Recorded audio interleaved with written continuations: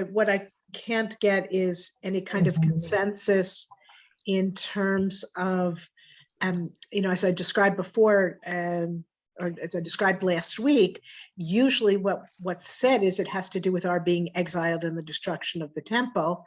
But I also mentioned that that I have a colleague, and there's other material available that speak about it's really about the exile of the Shekhinah, which accompanies the exile from the land of Israel.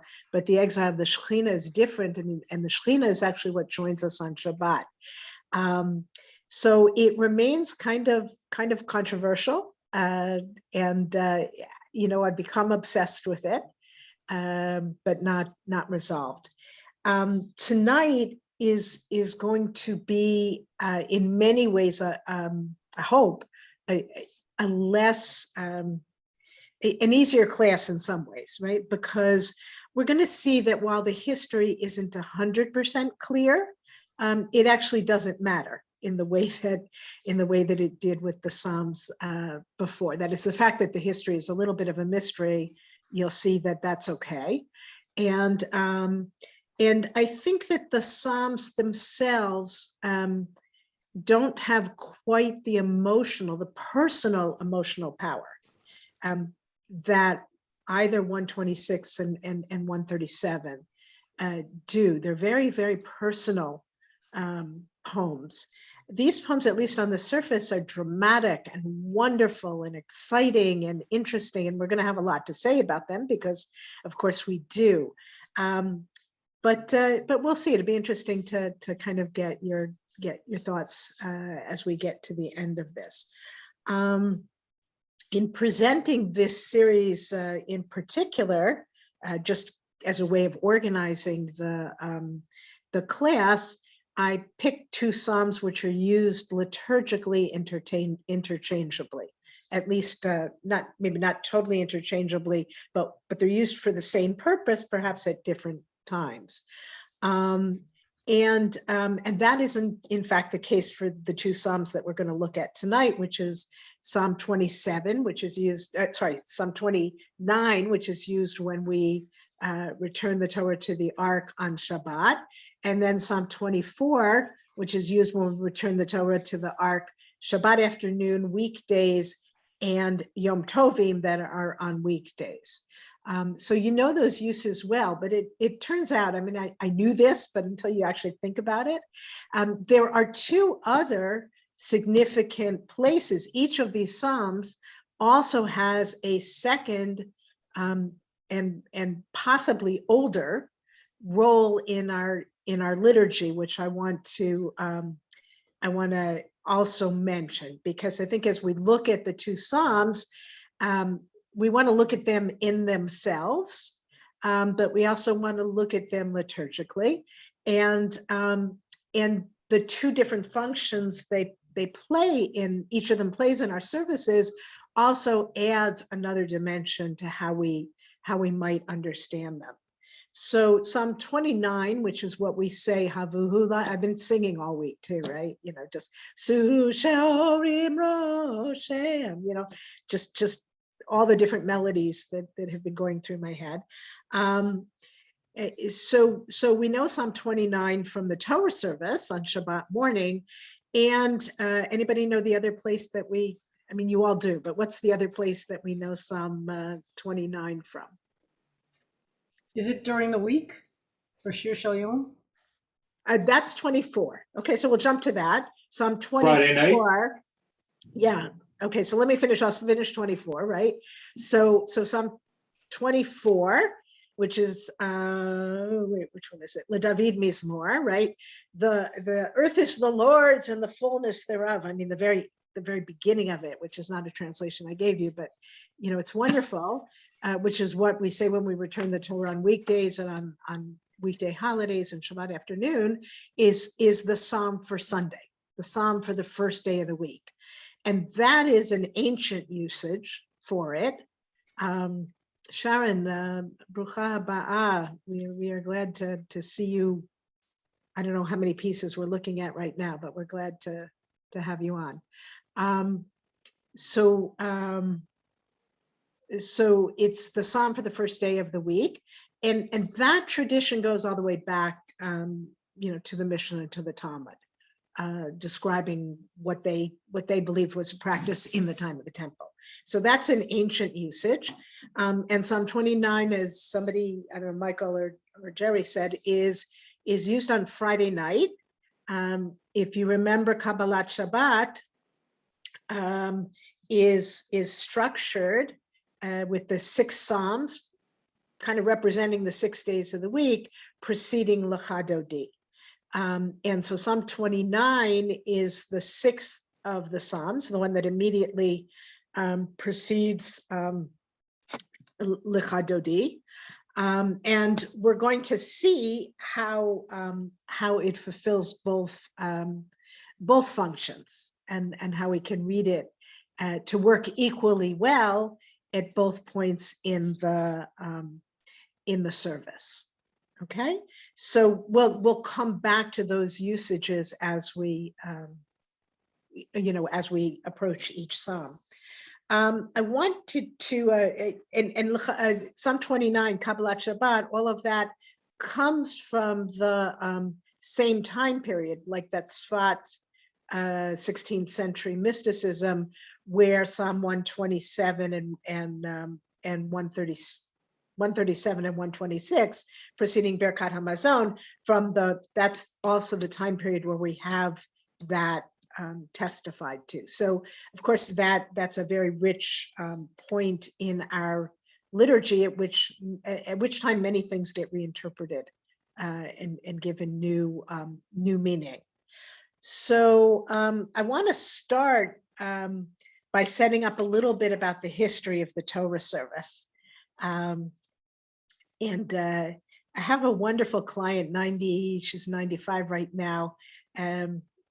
She grew up in Europe in an observant family, but not necessarily educated. And she always says to me, I'm just so lazy. I really don't like to read. I don't like to learn, but somehow she loves to learn with me.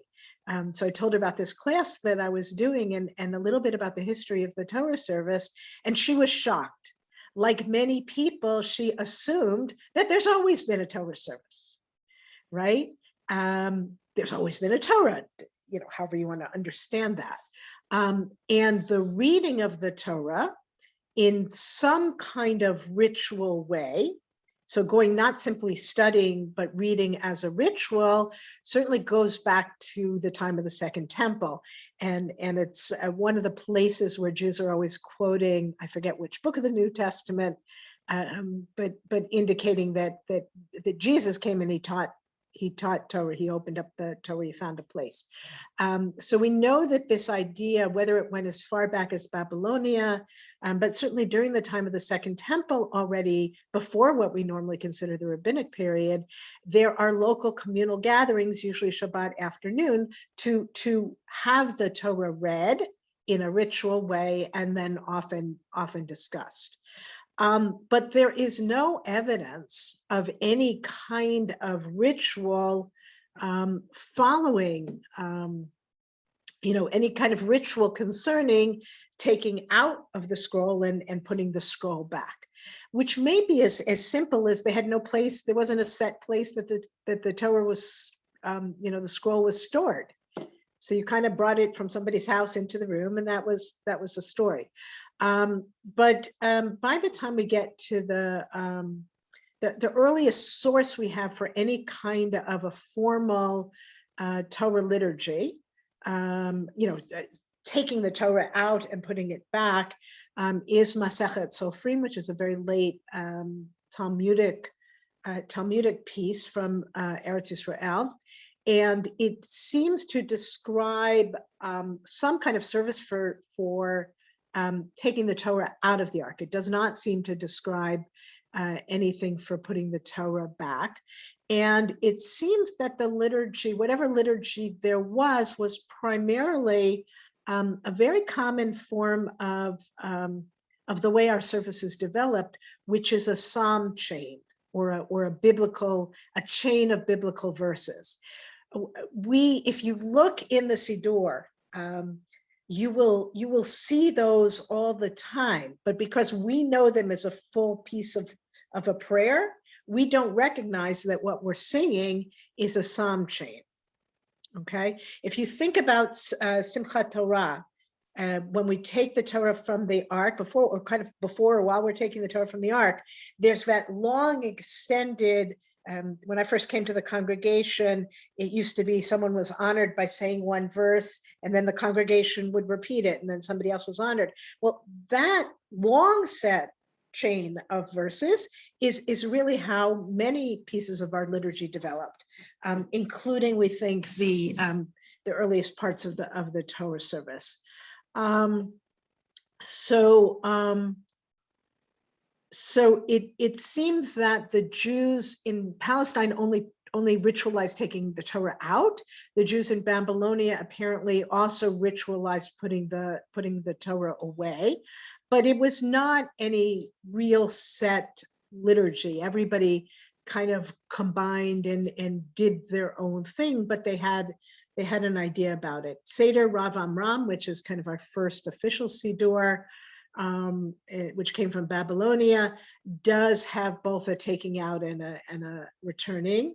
Machzor Vitry, which is from 11th century France, combines both earlier traditions and adds its own kind of prayers. And it continued to change, right? What happened before the Torah was read and after the Torah was read continued to change up until the point that the printing press was invented and Siddurim became more official. We still continue to this day to see changes in the Torah service, and every new Siddur has changes in it, but not quite the sort of let's make it up as we go along, although of course there were rules and there were ideas. The themes of these services, of these psalm chains or biblical verse chains, were on rejoicing in the Torah and on praising God. By the time it reaches a fuller form in the early Middle Ages, it is also it's also focused around the drama of Sinai itself. And that's really where we're going to see certainly Psalm 29, but that is, we become part of the Sinai drama by physically welcoming the Torah in and then also putting it away, which isn't so much the Sinai drama, except you had to put the Torah away. So from very early on, the procession was part of it. We miss our procession now, although we understand why we can't do it. And there's actually some earlier material that, earlier modern material, which does discuss whether kissing the Torah with your hands is really a good thing to do or not. And advising that certainly if you have a cold, you should not be kissing the Torah. And that's pre-COVID material. So I think there'll be things that we'll need to think about when we reestablish the hakafa. We use that term for Simchat Torah, but that is the term. The synagogue also becomes a temporary Jerusalem, right? It becomes Ki Mitzion Tetzei Torah. It's that place where the Torah comes out of. So the Ark and the Bima are that Jerusalem too, which is going to be relevant to the Psalms that we're going to be looking at. And the Torah continues to be proclaimed, to be studied, to be learned. And just as God was present at Sinai and present in the temple, God is present with us through the Torah service. Where did it go? It seems that by the mid 14th century in Spain, Abu Dharam, who writes an important commentary to pre-Siddurim, describes both 24 and 29 as being recited on Shabbat. Okay, or whenever you took the Torah out and put it away, you would recite both of those Psalms. And that practice goes perhaps as early as the 1100s, because we do find it more or less in both Sephardi and in kind of the Spanish Jewry, as well as Ashkenaz. I have not been able to totally figure out whether it's in Edot HaMizrach, what happens in the North African and Arab Jewish communities, because it does get settled in around 1100, where those communities are already having their own history. So I didn't have a chance to fully research that. And eventually they were divided up, possibly because it got too long, possibly because it's interesting how our liturgy wants to make a distinction between Shabbat and weekdays. And there's a number of places where they make that distinction. And we can talk about why 29 is Shabbat and 24 is the weekdays. Okay. And the Ashkenazic Torah service that we know takes its form more or less by the 16th century. Okay, any questions before we start to look at each particular psalm, just about the Torah service and its development in general? Okay, so you can see why when I say, it's just not as mysterious as Birkat Hamazon, why these two psalms. There may have been other psalms. Oh, by the way, when I'm trying to figure out why 137 and 126, there actually aren't that many psalms that do what they do, that say what they say. But the other thing about those psalms is they're short. They're 6-7 verses, and the two psalms we're going to look at aren't much longer. So when you're thinking about psalms that we use in our liturgy regularly, length is a question, right? I think it's Psalm 119 has 5 or 6 verses for it talks about Torah, but it has 5 or 6 verses for each letter of the alphabet. That's just going to take too long on the Shabbat morning. So we have two reasonably lengthened psalms, which are going to make sense in both the contexts we're going to use them. Right? Any questions? Okay. Yeah, Ellen, you gotta unmute. Was there any commentary that sought to explain why these two psalms? I mean, yes, that's really what we're gonna look at more. What did Rashi say?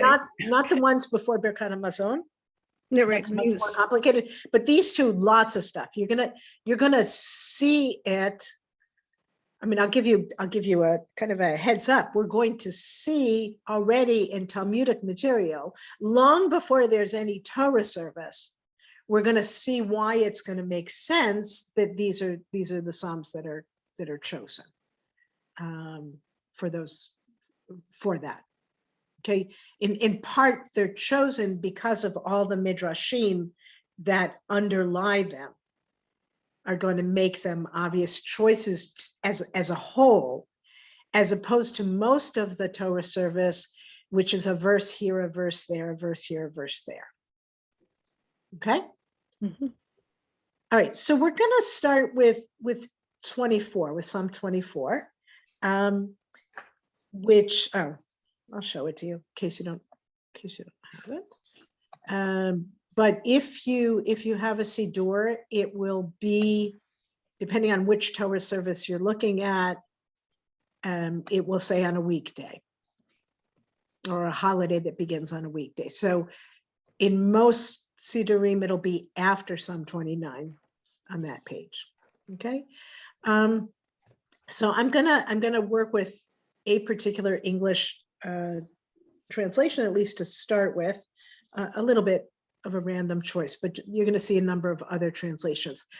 There also isn't, if you remember back particularly to 137, but also 126, there was actually controversy about things like is Shir HaMalot is it future or is it past? Is it something that's happened already or something that will be happening, this return?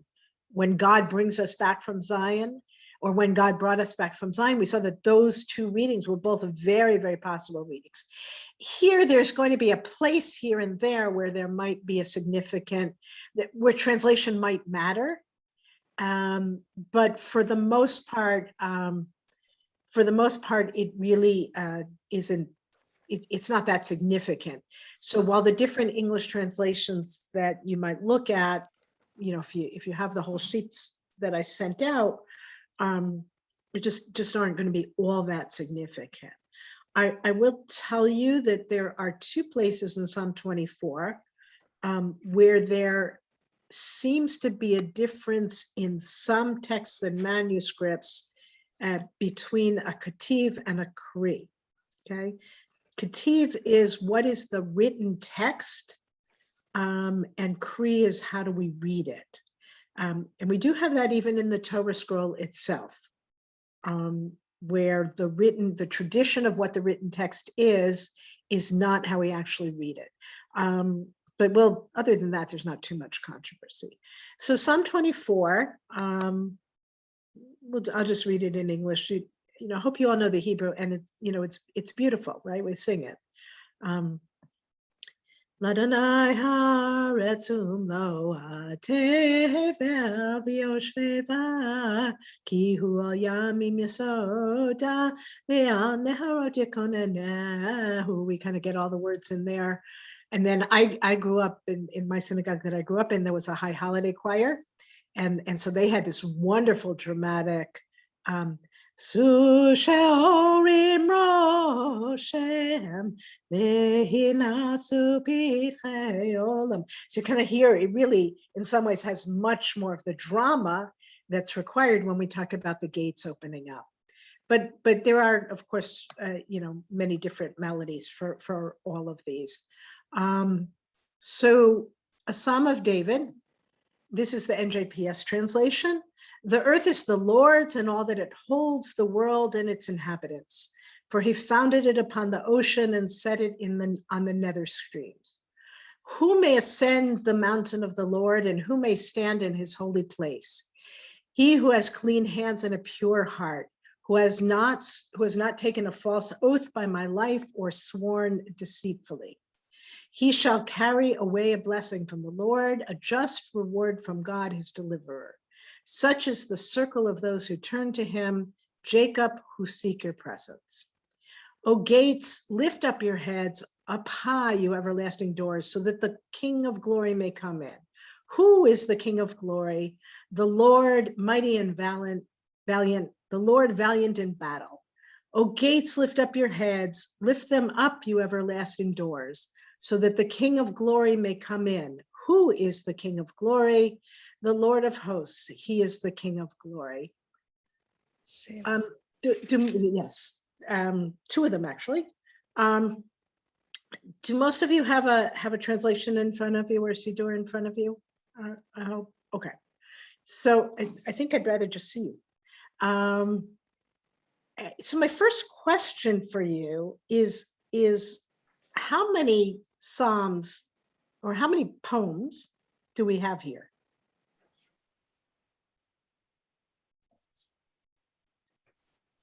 Obviously, we can make an argument for one because that's our tradition. But what would the argument for two be? Yeah, Ellen, you want to try it? Well, I mean, in some, sorry. Were you going to suggest why? Am I muted? Am I muted? I can't no, I can hear okay, you. sorry.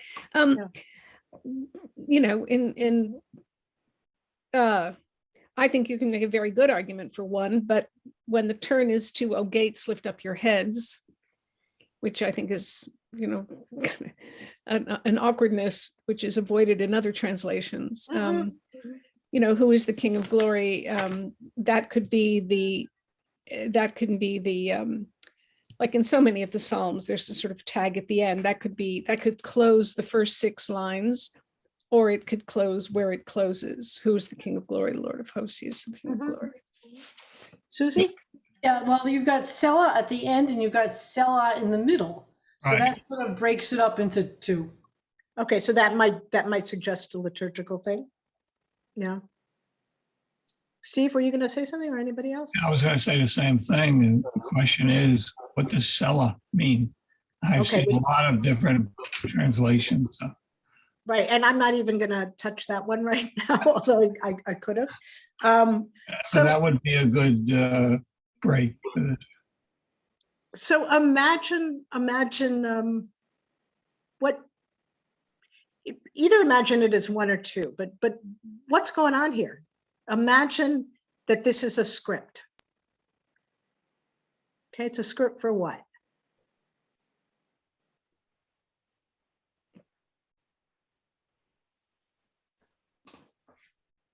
Well, for praise and for exalting God. I mean, the only thing I really love about this translation is that first stanza. I think that says it the best. Okay, so I you I like Adonai instead of the Lord, but it's because they don't use Adonai that they can, which doesn't scam, but the earth is the Lord and all that it holds, the world and its inhabitants, for he founded it on the ocean. yeah, NJPS is still it's still 1970s, maybe 1980s by the time you get to Psalms, or even 60s. So they don't have the courage or not courage to do what later translations do, which is say God, our name for the Lord is Adonai, and that's what we're going to use, right? But and all the he's are replaced elsewhere by one or by they being right, and you'll see that when you look at the text. Didn't I put that very in? next one? Some of the other ones are actually more contemporary. What this is one could, yeah, Joanne, go ahead. So you were asking what it's a script for. I mean, it seems like a what do I want to call it? Like a thing for chosenness, like to say, okay, these are the people that get to do this special thing. So maybe it's about the priesthood or something like that. Okay, what else could it be special, Jerry? Well, the way I'm looking at it, and again, there's this break at the first Selah, is that the first part, after the introduction that the earth is Adonai's, and this is the Lev Shalem in all its fullness, the land and all who dwell, who is God who founded. So that's sort of an introduction. And then who may ascend is really about the worshipers, and that goes down to the Selah. And then it goes back to talking about God. And so there's a sort of an earthly kingdom and a God's kingdom, it seems. Mm-hmm. Anybody else want to play or imagine here? So where are they going? Where are the worshipers going?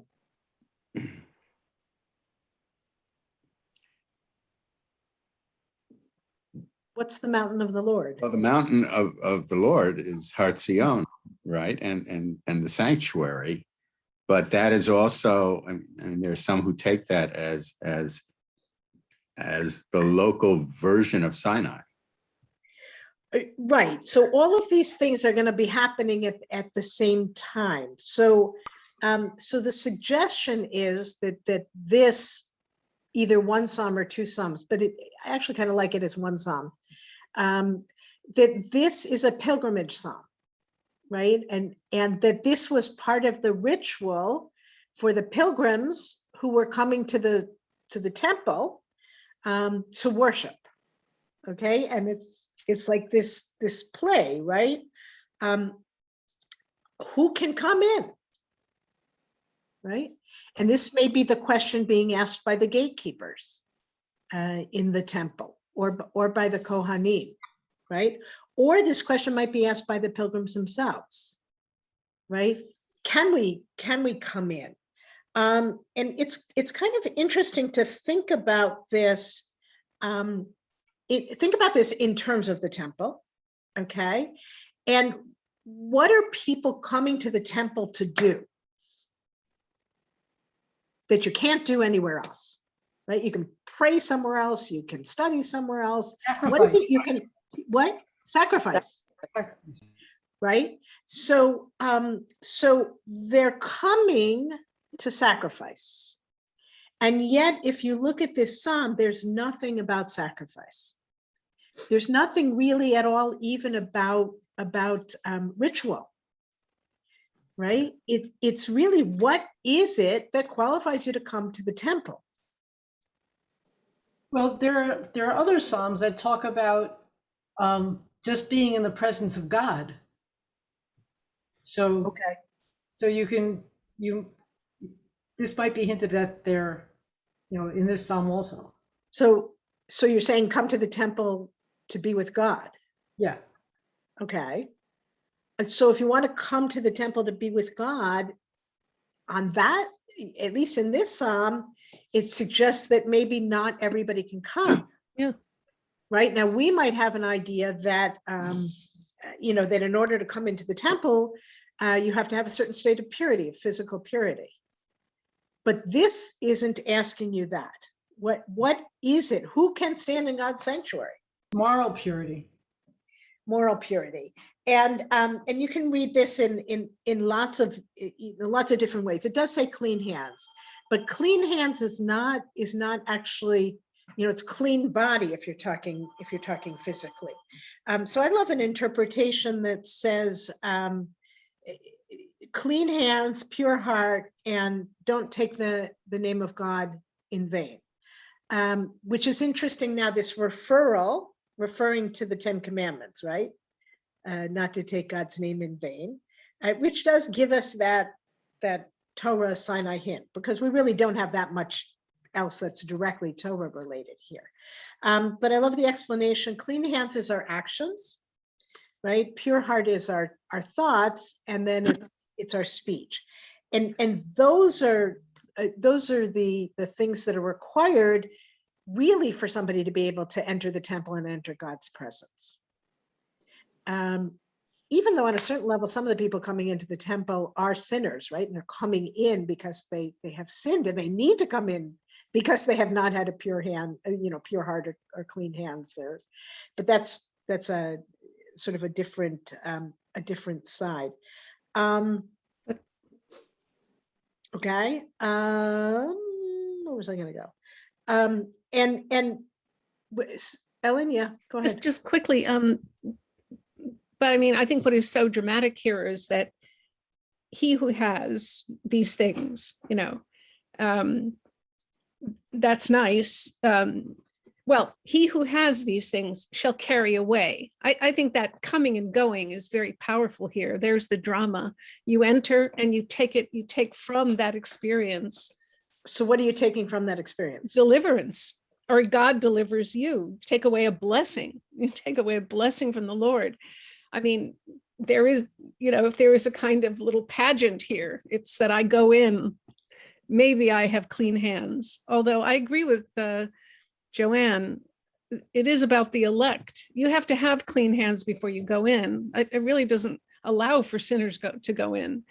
But anyway, when you go in, you're in this reading. In this reading, right. But the point is, you leave with something unique and special. And to me, the third stanza just eliminates all of that. It just goes into exaltation. Maybe it's causal. We exult because we've had this experience, and I think that's a very powerful, interpretation. But it's also, we're talking about gates and heads, and we are in the mode of exaltation. We've left the drama behind. The drama's done, and now we are in ecstasies. I guess the causal connection is very powerful. It's because you've taken away the blessing that now the joy happens. All of these are going to work. So it's not going to be either or. Yeah. What is the blessing, by the way, that they're taking away? In a very technical sense, when they leave? The last part of the service in the temple was the priestly blessing, right? Okay. The priest would send the people out with that blessing, which is God's blessing, right? So that works really nicely. So it's not what's kind of interesting here is that it's not only people that have this drama, right? It's not only people that have to stand at the bottom of the hill and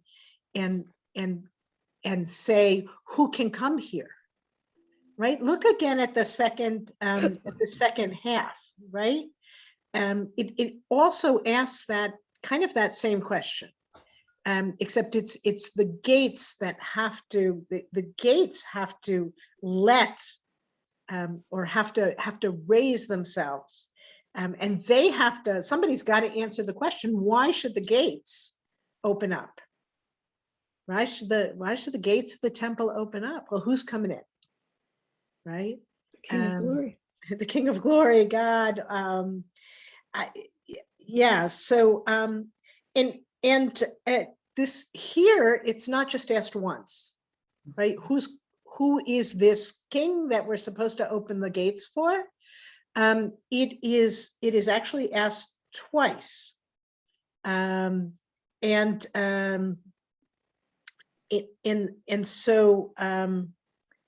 so we have potentially two different views of God, or two different times that something has to come into the temple. The first is Adonai triumphant in battle.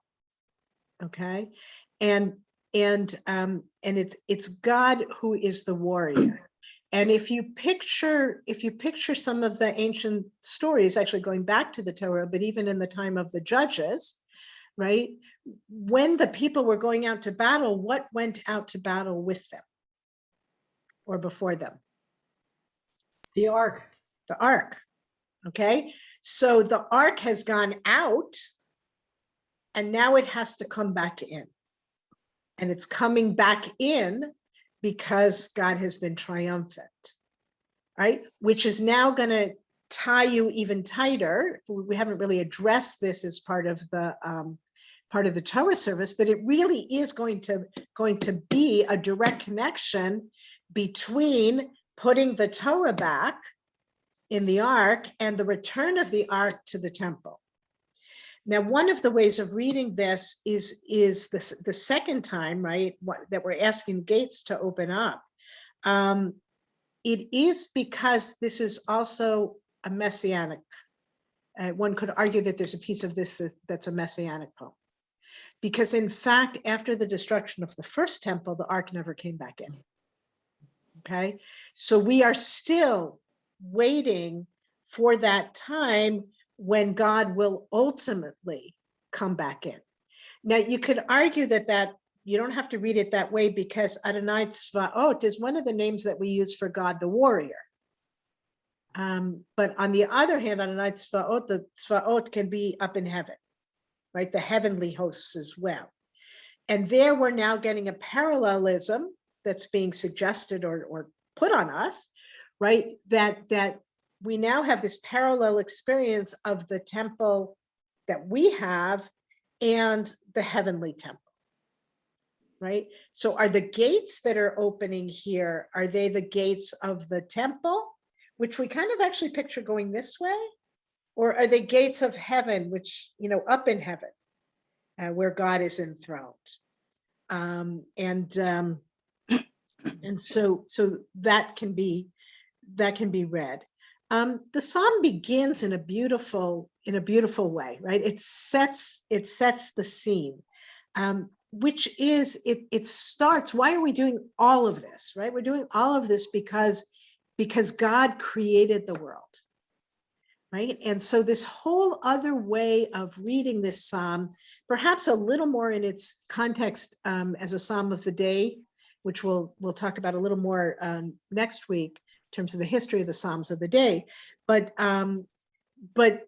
this is a psalm that's set on the first day of creation. And so the first day, we're already affirming that God is the creator. And we have this wonderful assurance. This is from Miriam Glazer. I had shared with you her book on Psalms in the liturgy. But the idea that we begin the week with the assurance that Kihu al Yamim al Yisoda, right? The earth is firm.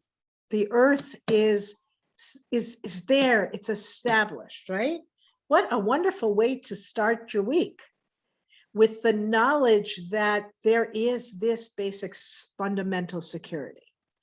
And she's writing this a little bit before all the stuff on climate change that's going on right now, but it really, on a certain level, is really an important, we live in a time. I was just watching, PBS News, and they were talking about the anxiety and insecurity of young kids and teenagers who don't know that the earth is set firm on its foundation. Now, on one hand, we need to know that we do have a responsibility there. On the other hand, as she says, we kind of start our day, our week that way. And if you read this as a psalm of creation, right? Creation starts with God beginning to separate the earth from the waters and putting it on its foundation. One of the really interesting lines here, which is a little bit strange, is verse 6, okay, which is a bit of a transitional one. It's part of the dialogue, but it's also of the pilgrims with the priest or whoever's letting them into the temple. But it's really not so clear. Zeh dor dor shav mevakshe panecha Yaakov Sela. Anybody want to translate that for me? Zeh dor dor shav mevakshe panecha Yaakov Sela. And this is one of the places where, if you look at the Hebrew that I gave you, there's a note there that this is one of the places where there's a difference between the Ketiv and the Kri. That the written one, right, the text we have up there, if you're looking at it, and what you probably have in whatever Siddur, the third word is Daled Resh Shin Yud Vav. But the way it is written is Daled Resh Shin Vav. Okay, so suggesting something about multiple possession or dorsho, really, would we read it his interpreters, but Zed dor dorshav mevakshe panecha Yaakov Sela. What's going on there? Any guesses? Any suggestions? And it is one of the places where you're going to see it. If you look across the translations, you're going to see differences here. Yeah, so I'm looking at Sepharia. Uh-huh. It says, such is the circle of Uh-huh. those who turn to him. However, it doesn't include door.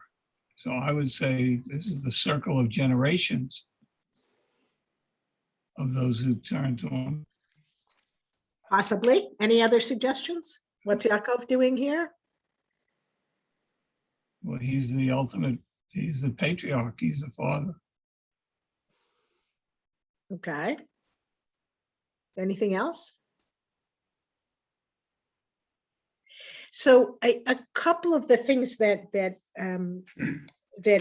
came out of this, I particularly liked a comment from Martin Cohn, where he reminds us that Jacob wrestles with God, and the place where Jacob wrestles with God is called Pnuel, right?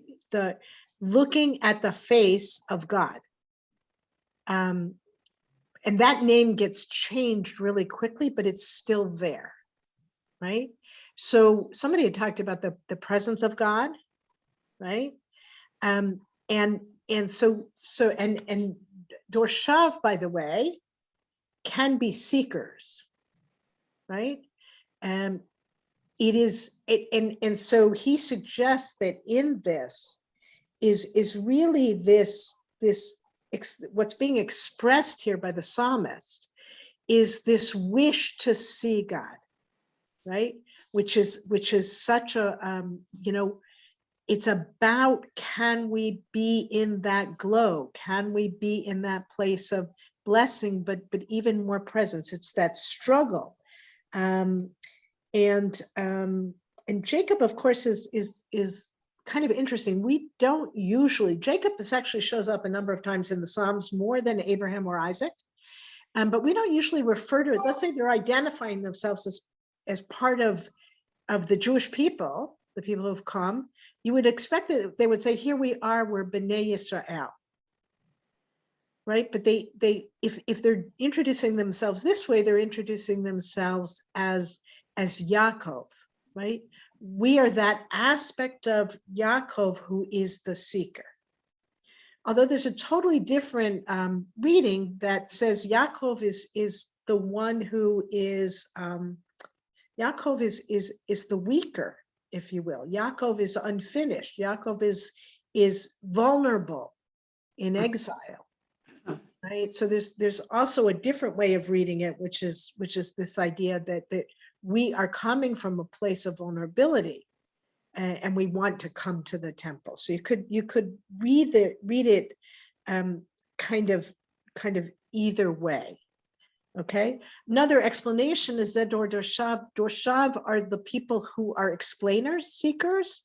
That is the rabbis, right? This is not a biblical reading. This is a rabbinic reading.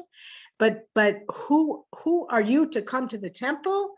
You are the ones who are the followers. I think that's where the circle comes from, actually. You are part of the circle of those who are dorashing, who are explaining, who are leading. And that's why you're entitled to come into the temple. Okay. I'm going to, there's much more that we could say, but I'm gonna before we go, any comments before we switch over to 29? Yeah, first on this sentence again, I'm looking also at the Sonsino from ancient translation here, ancient, 100 years old. And I like this because they follow the Hebrew very carefully. Mm-hmm. And it says, such is the generation of them that seek after him, Mm-hmm. that seek thy face, even Jacob. So they got the generation, and then they Darshav is kind of. They get everything in there, and I think you could do that. It was just interesting to me because I never paid attention to that line. And it is a little bit weird even when we sing it, right? Yaakov, Salah. But so that piece is literal. That translation works. But being aware of some of the other, possible translations or reading in there, I think was kind of adds to the interest of the psalm. It's not quite as simplistic as it looks. Actually, one or two other things. This idea of who ascends to, who's entitled to ascend to God is also, or the temple is also Psalm 15, which I learned was called the gentleman of God. But it's the same kind of, we talk so much about ritual, and especially when we're going to the temple, we're concerned about ritual, and yet it is about behavior. It is, that's really a way that we seek God. I forgot to give you the connection, right? For those of you that believe that David wrote all the Psalms, or still will learn something from that idea. The commentaries, the early Midrashim will say that this David wrote this when he had conquered the city of Jerusalem, and he was preparing to bring the ark into Jerusalem.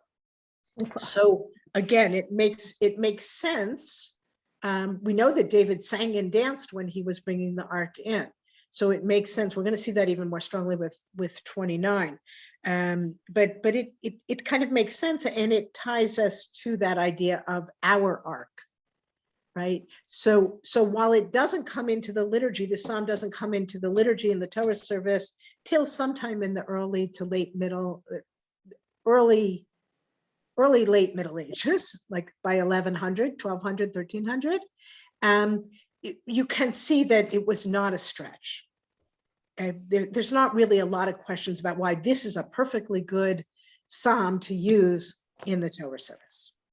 Can I say something else? Mm-hmm.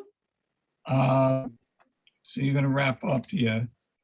So I just, On 24, we'll get to 20, 29. yeah, on 24, I went back to this business of separating at Sela and looked at the first part, talks all about people who have to ascend the Lord. He that has clean hands and a pure heart, et cetera, et cetera.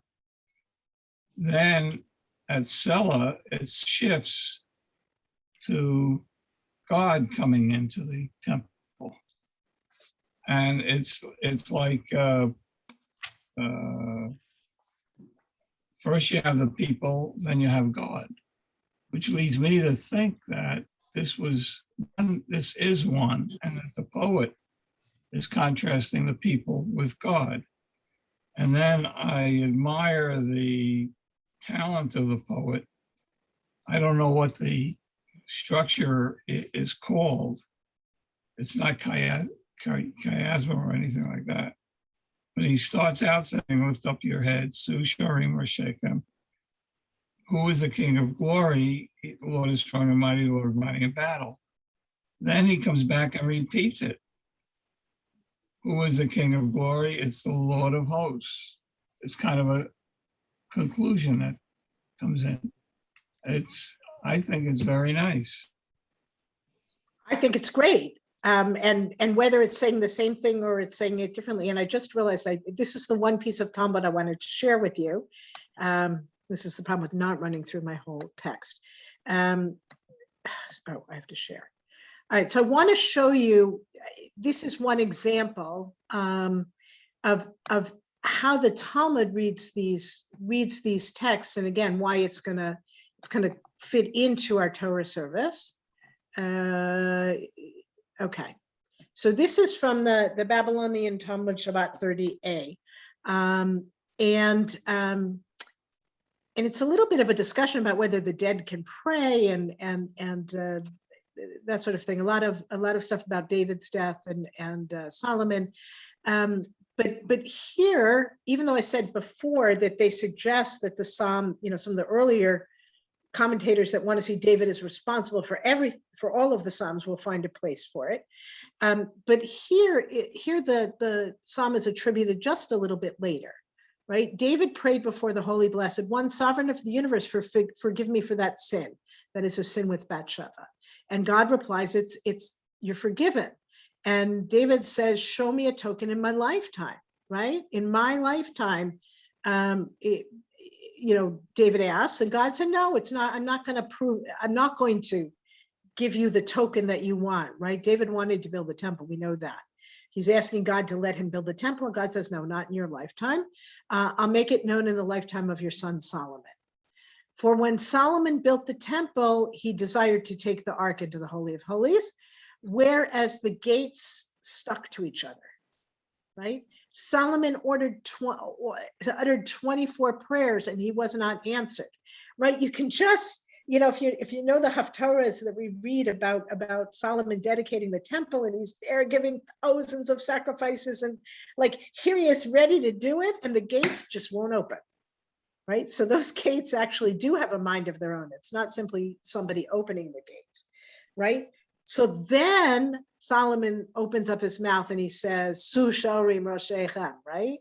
Open, let the King of Glory come in, right? So Solomon is finally like, okay, it's not about me, right? It's about God. Okay, so open the gates for God, right? God is the King of Glory. I'm dressed up really well. I've made this big party, but okay, I'm not the King of Glory, right?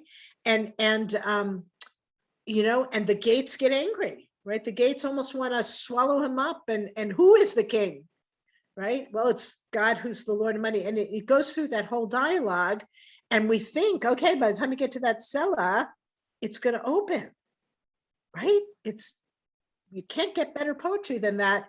And yet Solomon was not answered. But as soon as he prayed, and now he's quoting his father, but the line will sound familiar. O Lord, turn not away the face of thine anointed. Remember the good deeds of David, your servant. Solomon was immediately answered. Okay, and if you look at your Torah service, if you have a Siddur with the Torah service, and look at the middle of the paragraph that comes after, when we're putting away the Torah, right? Uvnucha yomar, right? Ba'avur David avdecha al teshev panei mashichacha, right? So it's only when Solomon asked God to remember David and to remember that kind of that you forgave him, that you're remembering his good deeds and not his bad deeds, right? Then he was immediately answered, and the gates opened up.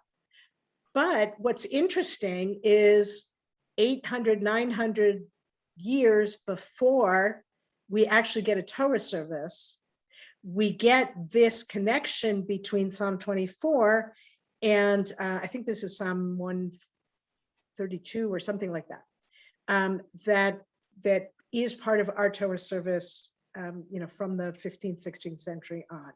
So the connections are already there, even though they don't show up in the formal liturgy until a little bit later. All right, so as long as I have this up, Psalm 29 is the psalm that we recite on Shabbat, and we recite it on Shabbat when we put away the Torah, and also on we also recite this at the end of Kabbalat, kind of the last bit of Kabbalat Shabbat before Lecha Dodi. And in fact, even some of the Kabbalists felt that you didn't need the other psalms, the other 5 psalms, because this is so great. You can go right from this into Lecha Dodi. And you know it well. This is a translation from Joel Hoffman in My People's Prayer Book. And let me just point out a couple of things that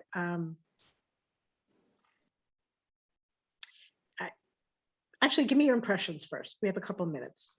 I'll stop by before 9:15, but what's your impressions of this psalm? What is it? What is it about? What is it referring to?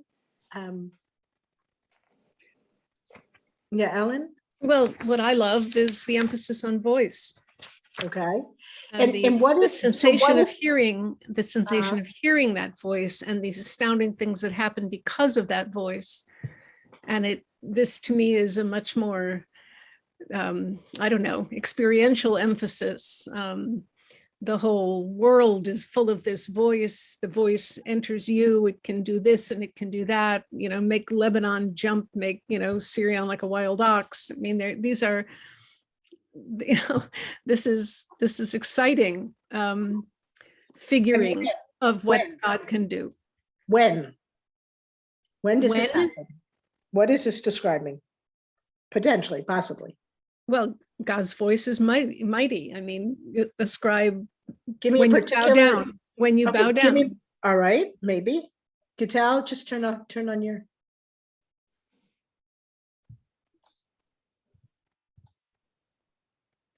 Like a storm is happening here. I mean, there's all this power and this might, and then it goes on to where the trees are. It just talks about what happens, and you can almost picture the power of God in terms of a storm. The waters come up. There's all this loudness. There's all this power. The trees get stripped. If you read it's like a hurricane. It's like something really big is happening. Okay, and there are biblical scholars that suggest that this is in fact a Hebraization, a Jewishization of what were common hymns to Baal, to the Canaanite storm gods, and you could. Don't let that ruin it for you, but you can see that this is very much, and there are certainly other pieces, right? We have all those images of the storm gods riding the clouds and the chariots, and we bring some of those into our own tradition, and this clearly could be that. So it is a storm, and anybody who's been in a storm, we can imagine this, right? Although it has a particular location. Jerry, yeah? So So I would agree with all that, that it's really the imagery of a storm, and when, I mean, some storms where you've got the lightning, you know, everything's going on and you've got this lightning that just kind of opens up. But again, to me, it's reminiscent that as the Psalm 24 was to some extent, the imagery is like it's a displaced Sinai and Good. revelation at Sinai. Good. You got what is the It reason? moves from the desert to Jerusalem and everything and the whole environment around Jerusalem. Right. So all of this, one of the other things Psalm 24 begins, the earth is the Lord's and the fullness thereof, but it starts haaretz, right? So there's actually a little bit of a debate. Is it haaretz, right? Is it Israel? The land of Israel is God's. Everything comes from there. And by the way, there's Yoshvei Tevel. The rest of the earth is also God's.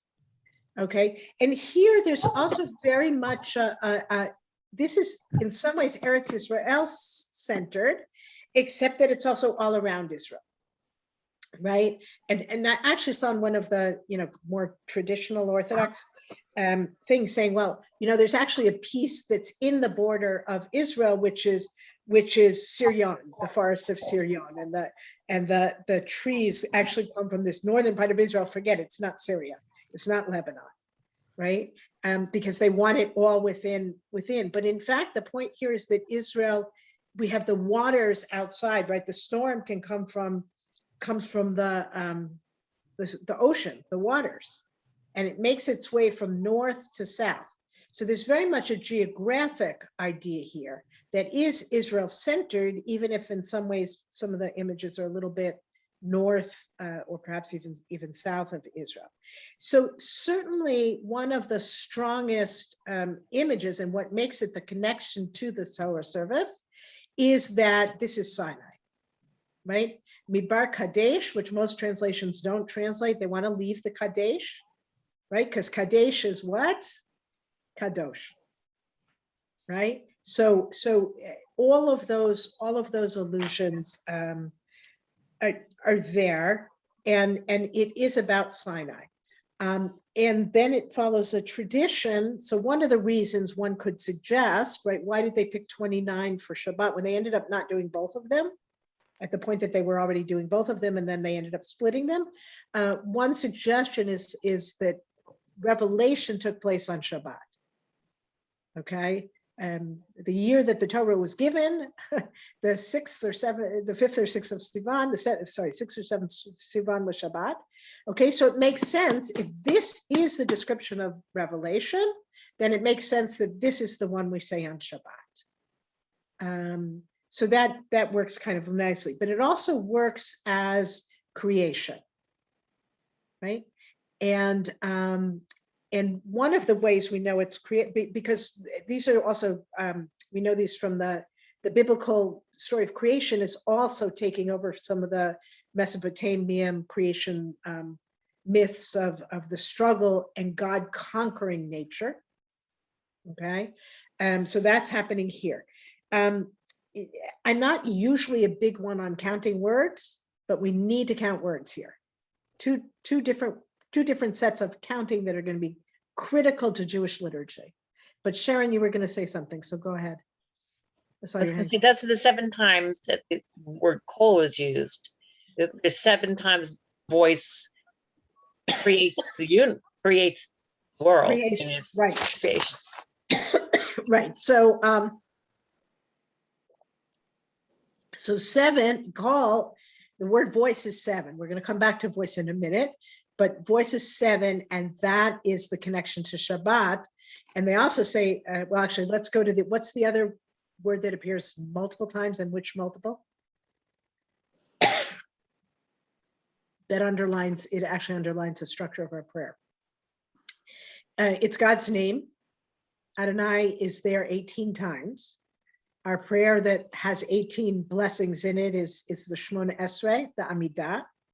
Okay, so one of the ways of reading this this psalm is that each of the names of God connects in order by the way, to one of the brachot of the Amidah. Now, of course, there are 19 blessings, but that's a whole different talk.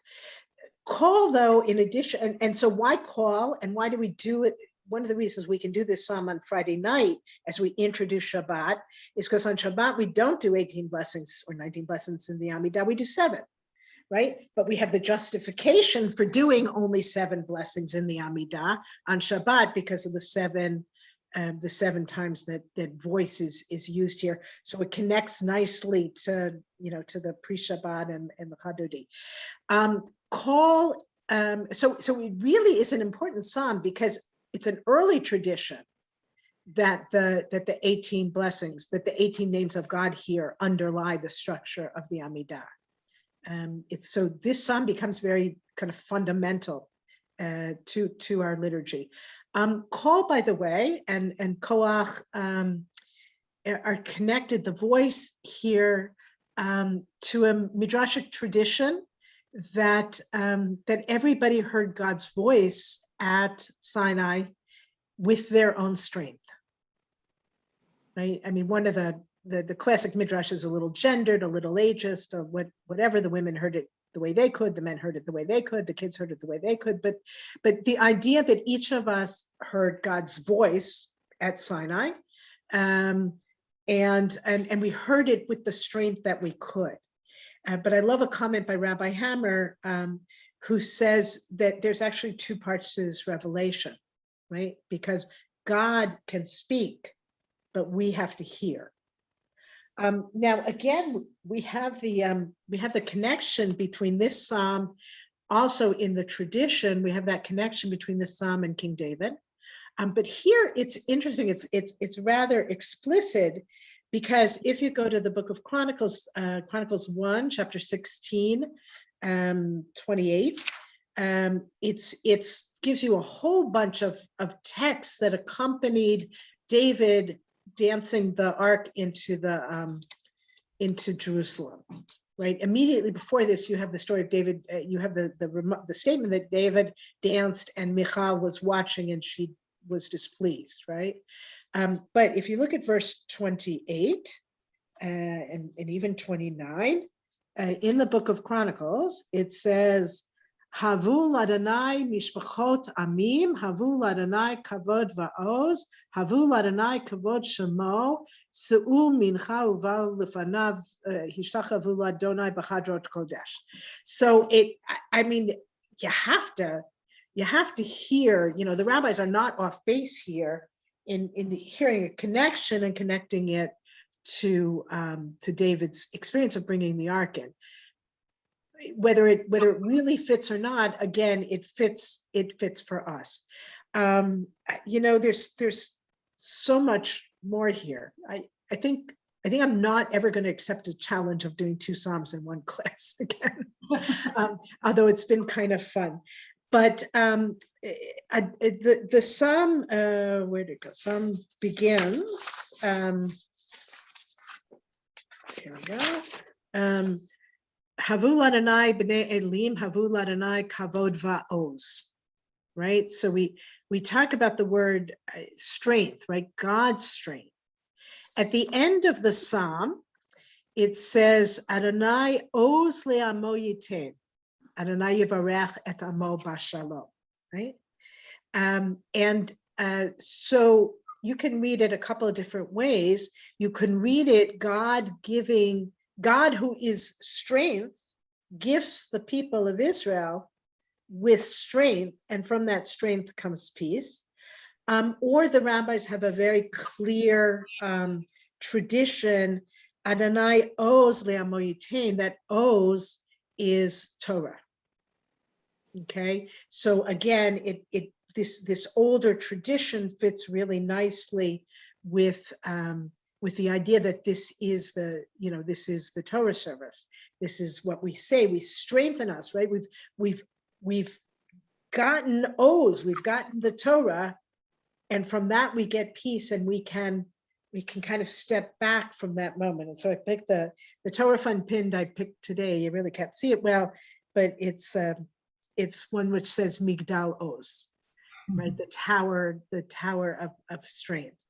which connects the temple. This was actually put out when they were doing some big renovation of the seminary, and building, when they were building the tower, or rebuilding the tower. But this idea of Oz being God created with strength, and God gives us Torah, which is strength, and we continue to take Torah out and both study and worship and hear God's voice, and all of this ties together really nicely.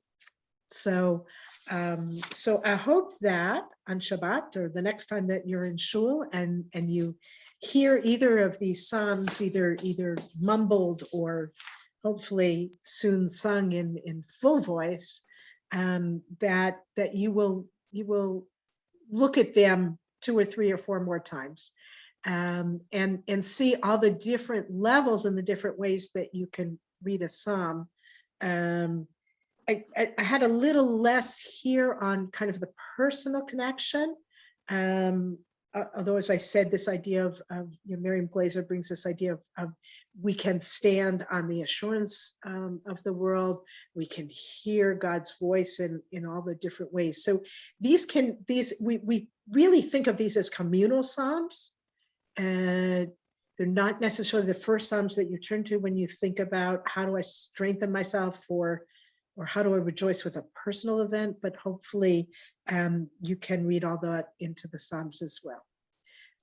So in another month, we're gonna pick up 2 more Psalms, which actually aren't, I didn't find another place where we had these 2 Psalms that were used exactly the same, but we're gonna see 2 Psalms that are going to be used, both of them kind of in the same place, but in reverse order.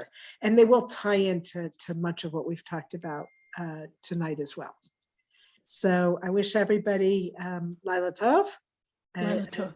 a good Laila night, Tov. and Laila I'll see you Tov. on Shabbat, or I'll see you in a month. Thank you. Laila Four Tov. missions to Lila Tov, thank you. Laila Tov, thank you. Somebody talk to Stephanie. me. number Thank you. 6. One does not recite Oh.